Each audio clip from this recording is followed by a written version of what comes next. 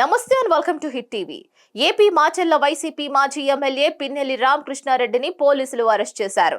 నర్సరావుపేటలోని మాజీ మంత్రి అనిల్ కుమార్ యాదవ్ ఇంట్లో ఉన్న పిన్నెల్లిని అదుపులోకి తీసుకుని పల్నాడు ఎస్పీ ఆఫీస్ కు తరలించారు. ఈవీఎం ధ్వంసంతో పాటు పలు హత్యాయత్నం కేసుల్లో నిందితుడిగా ఉన్న పిన్నెల్లి ముందస్తు బెయిల్ కోరుతూ హైకోర్టులో 4 పిటిషన్లు దాఖలు చేశారు. ఈ పిటిషన్లపై విచారణ చేసిన హైకోర్టు ముందస్తు బెయిల్ పిటిషన్లను కొట్టివేసింది. దీంతో పోలీసులు అరెస్ట్ చేసి ఎస్పీ ఆఫీస్ కు తరలించారు పిన్నెల్లి రామకృష్ణారెడ్డిని.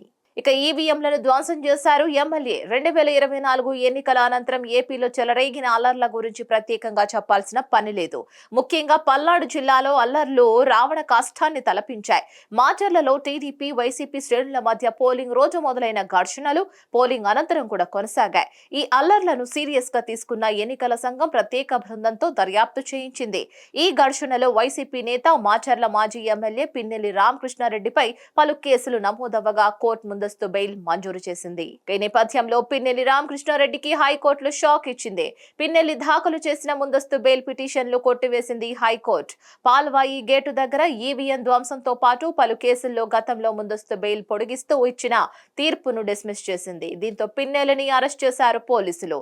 పిన్నెల్లిని అదుపులోకి తీసుకున్న పోలీసులు ఎస్పీ ఆఫీస్ కు తరలించారు. హిట్ టీవీ యాప్ ని డౌన్లోడ్ చేసుకోండి. ఇందులో short news, live news, entertainment movies అన్ని అవైలబుల్ గా ఉన్నాయి. Please download Hit TV app. Hit TV app hit TV యాప్ని ఫ్రీగా డౌన్లోడ్ చేసుకోండి.